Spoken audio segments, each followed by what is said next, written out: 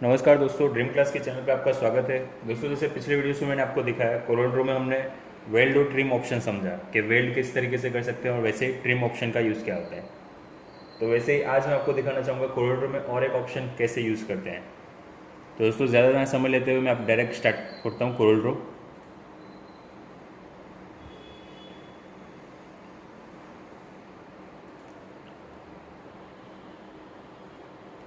अब जैसे हम यहाँ पे कोरल ड्रॉ की पूरी स्क्रीन देख रहे हैं, तो आज हम ऑप्शन सीखेंगे कि जो हमारा पेन टूल होता है उससे हम कैसे शेप ड्रॉ कर सकते हैं। जनरली कोरल ड्रॉ में बहुत सारे बेसिक शेप्स आपको मिल जाते हैं, लेकिन कुछ शेप अगर आपको खुद क्रिएट करना है तो आपको पेन टूल का इस्तेमाल कंपलसरी करना है। पेन टूल दोस्तों एक ऐसा है, जैसे वन टाइप ऑफ एक पेंसिल ले लीजिए। किस तरीके से पेंसिल से हम कुछ भी जैसे शेप में चाहिए वैसे शेप में आप ड्रॉ कर सकते हो, वैसे सेम आपके पास पेन टूल है। जैसे आप पेन टूल पे क्लिक करते हो, आपके सामने एक पेन टूल का ऑप्शंस दिखेगा। अब इसमें मैं यहाँ पे जैसे क्लिक करता हूँ सिंगल, और स्ट्रेट एंड उसको लेके जाना है। जहाँ पे आपको कंप्लीट करना है वहाँ पे क्लिक कंप्लीट। एक सिंगल क्लिक करके आपको यहाँ पे पॉइंट छोड़ देना है। जैसे यहाँ पे मैं नीचे कर रहा हूँ, एक पॉइंट सिंगल क्लिक करके छोड़ दिया। अगेन लेफ्ट साइड लेके जाएंगे, वहीं पे एक पॉइंट क्लिक करो और स्ट्रेट ऊपर कंप्लीट।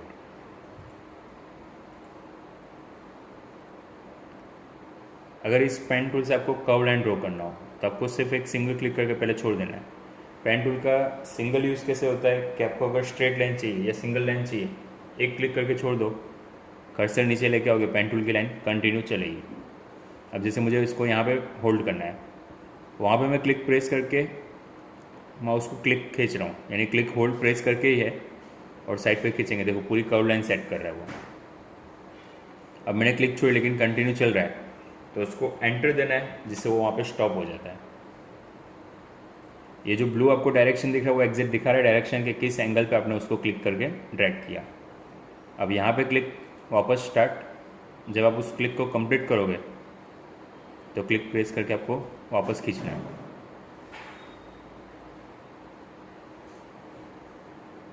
देखिए कुछ इस तरीके से।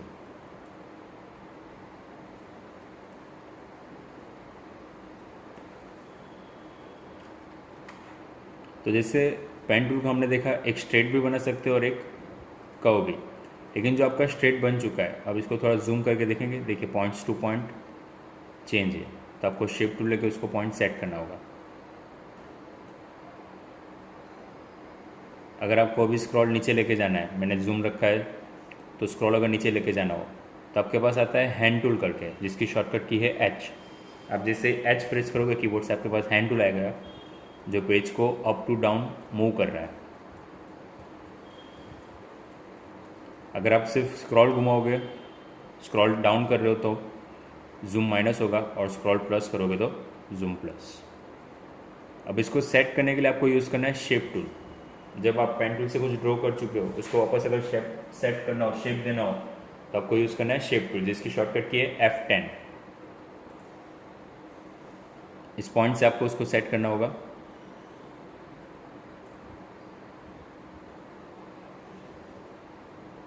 जैसे यहाँ पे भी हम देख सकते हैं,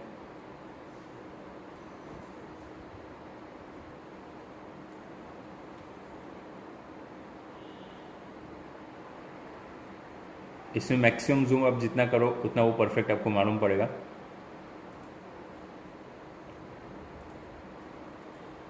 अब मुझे पेज नॉर्मल करना है तो शिफ्ट के साथ F4 प्रेस करना है, जिससे वो डायरेक्ट यहाँ पर मेंटेन कर रहा है।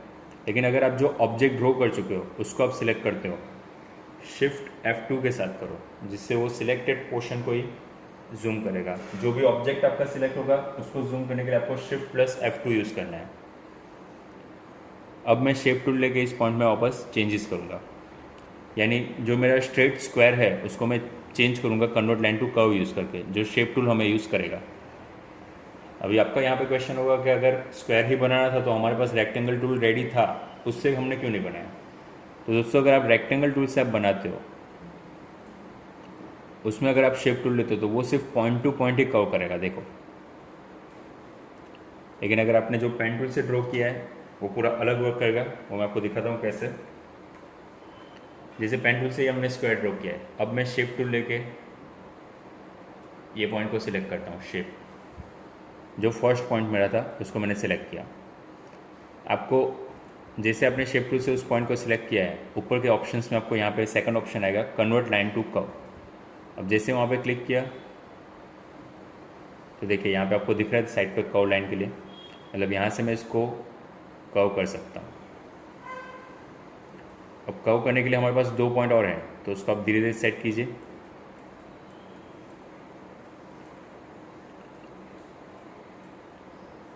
अगर इस पॉइंट को आप बाहर सेट करना चाहते हो तो बाहर,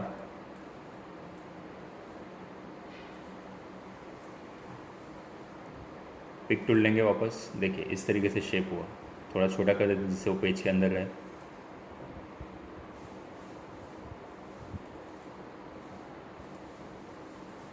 अगर वैसे ही वापस उसको आपको नॉर्मल करना हो तो जिस पॉइंट से आपने कर्व किया उसी पॉइंट को सिलेक्ट करो। ऊपर ऑप्शन रहेगा जो कन्वर्ट लाइन टू कर्व था, उसकी जगह आपको स्ट्रेट कर देना है। देखिए कन्वर्ट कर्व टू लाइन, जब ये ऑप्शन कहता है लाइन टू कर्व और ये होता है कर्व टू लाइन, मतलब वो वापस जैसा था वैसा स्ट्रेट कर दिया उसने।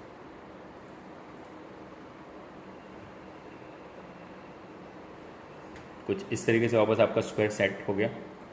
तो मैं इस पॉइंट को सिलेक्ट करूँगा क्योंकि जब मैंने इस पॉइंट को किया तो उसके लेफ़्ट साइड की लाइन को उसने कर्व किया था। अब मैं अगर इसको पॉइंट को सिलेक्ट करूँगा और फिर वही ऑप्शन यूज़ करूँगा कन्वर्ट लाइन टू कर्व, तो अब मैं ये पॉइंट को सेट कर सकता हूँ।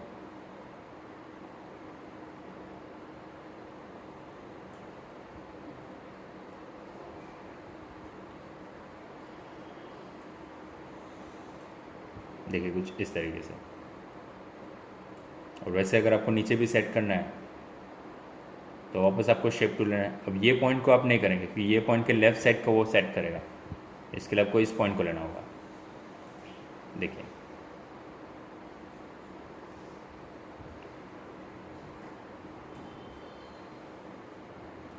तो इस तरीके से आप कोई भी शेप को इजीली कन्वर्ट टू कर्व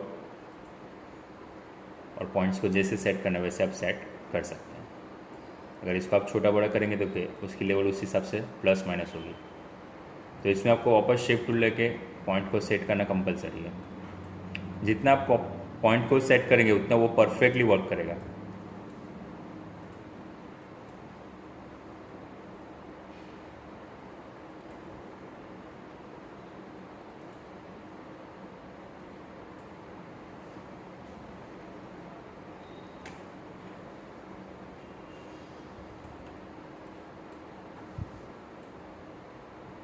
इसी की प्लस कॉपी करके, जब इसके आपको डुप्लीकेट चाहिए आपने क्या किया, इसको प्लस कॉपी किया, लेकिन उसके लिए पिक टूल कंपलसरी सिलेक्ट करना है। डायरेक्ट आपके सामने डुप्लीकेट ऑप्शन। अब उसमें आपको मैं और एक चीज़ दिखाऊंगा, ऊपर की तरफ रहेगा mirror button option. Mirror button हमारे पास 2 साइड होते हैं, एक होता है राइट टू लेफ़्ट और लेफ़्ट टू राइट करने के लिए, और नीचे का जो मिरर बटन है वो down to up and up to down करेगा। आपको दिखाता हूँ कैसे। जैसे आपके सामने ये शेप है, अब मैं इसको नीचे कर रहा हूँ, down down and up and left and right. तो ये एंगल आपके हिसाब से आप यहाँ पे सेट कर सकते हो।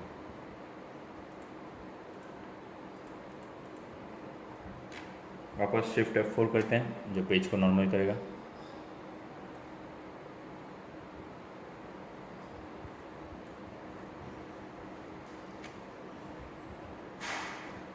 तो इस तरीके से आप अलग अलग शेप को डिज़ाइन करके आपको जैसी डिज़ाइन चाहिए वैसे आप डिज़ाइन बना सकते हो। हमने यहाँ पे जैसे ऑब्जेक्ट सेट किए तो वो बहुत ही ज़्यादा बड़े ऑब्जेक्ट सेट किए हैं।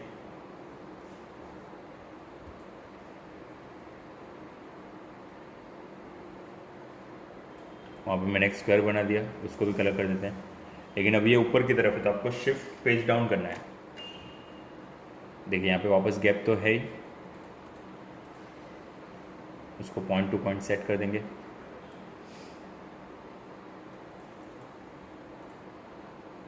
जितना ऑब्जेक्ट को आप जूम करोगे उतना आपको मालूम पड़ेगा आपकी मिस्टेक क्या होगी। इसके लिए कोरिडोर में मैक्सिमम जूम आपको दिया जाता है, कोई एक लिमिट तक उसकी नहीं होती है। सबको सिलेक्ट करके ग्रुप कर देंगे एंड बॉर्डर निकालेंगे।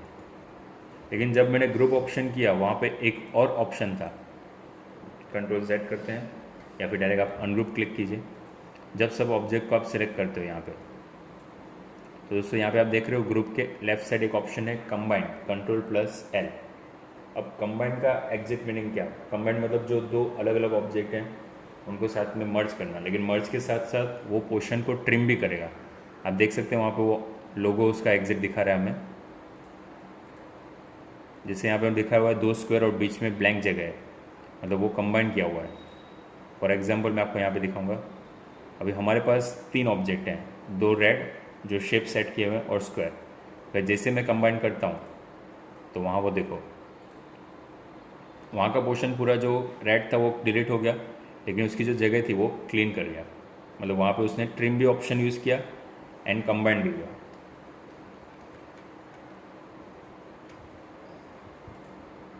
अब इसी पॉइंट को हम थोड़ा ज़्यादा बाहर खींच लेंगे,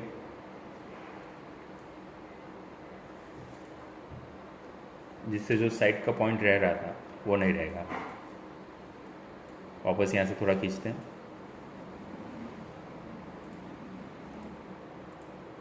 पूरे ऑब्जेक्ट को सिलेक्ट करके आपको कंबाइन करना है। देखिए जितना शेप आपका बाहर रहा तो उस हिसाब से पॉइंट्स भी बाहर आएंगे। इसको मैं रोटेट कर देता हूँ। देखिए अब ये भी आपका कंबाइन ऑप्शन, आप शेप टूल को वापस इस्तेमाल कर सकते हो जो जो पॉइंट आपको सेट करने हैं। अगर आप दोनों पॉइंट को साथ में सेट करना चाहते हो, दोनों पॉइंट को सेट करो, कंट्रोल और शिफ्ट दोनों को होल्ड करके रखो, जिससे वो स्ट्रेट नीचे की तरफ जाएगा, डाउन।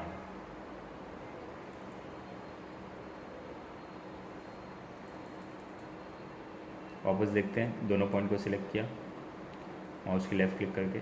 अगर मैंने कंट्रोल शिफ्ट नहीं किया तो मैं उसकी जगह चेंज कर सकता हूँ, लेकिन अगर आपने कंट्रोल शिफ्ट होल्ड करके रखा है प्रेस तो उसकी क्लिक फिक्स हो जाती है।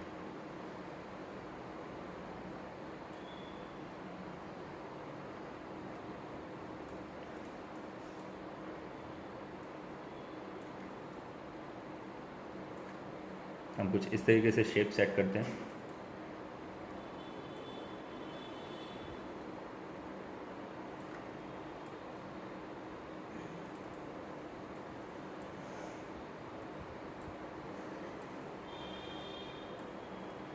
दोनों पॉइंट को सिलेक्ट करके क्लिक करो।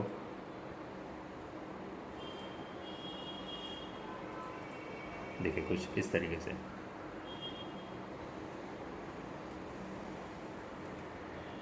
अब कंबाइन ऑप्शन करने के बाद आपके पास यहाँ पे ऑप्शन और दिखेगा एक, ब्रेक अ पार्ट, Ctrl+K।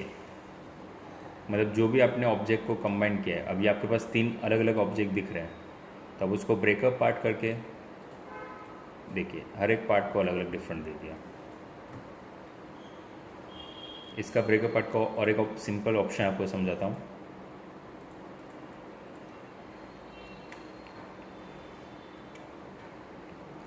जैसे यहाँ पे मैंने एक स्क्वायर ड्रॉ किया, उसके बीच में एक राउंड ड्रॉ किया।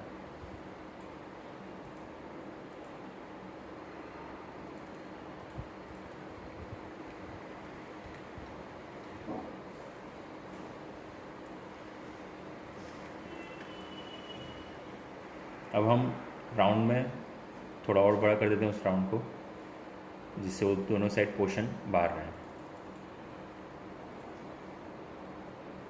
एक स्क्वायर में कलर किया और एक राउंड में। दोनों ऑप्शन को सिलेक्ट करके मैं अगर वापस कंबाइन कर रहा हूँ तो ये ऑप्शन यहाँ पे ब्रेकअप पार्ट आप करोगे तो वो दोनों को डिफरेंट डिफरेंट दे देगा, लेकिन ब्रेकअप पार्ट हम ट्रिम के साथ यूज़ करते हैं। दोनों को सिलेक्ट किया, यहाँ पे आपका ऑप्शन यूज़ करना है ट्रिम। अब ट्रिम करने का मतलब जो ऑब्जेक्ट आपका राउंड का था वो ऊपर की तरफ हटाओगे तो देखिए वहाँ पे वो ट्रिम हो चुका है, लेकिन ये दोनों साथ में है। अभी ट्रिम एक्चुअली ये ग्रुप में है, तो इसको ब्रेकअप पार्ट करना होगा। जब कोई ऑब्जेक्ट एग्जैक्ट ट्रिम करता है सेंटर से तो उसके 2 पार्ट्स हो जाते हैं, लेकिन वो दोनों पार्ट्स क्या होते हैं, ग्रुप में रहते हैं। उनको आपको करना होगा ब्रेक अ पार्ट, Ctrl+K। तो ब्रेकअप पार्ट करने के बाद आप दोनों पोर्शंस को चेंज कर सकते हो और दोनों ऑब्जेक्ट्स आपके डिफरेंट डिफरेंट वर्क कर सकते हैं।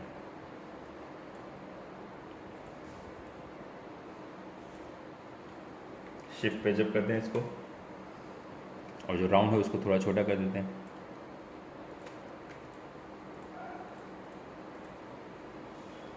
इसको ग्रुप करके सेंटर टू पेज P और राउंड को भी P सेंटर।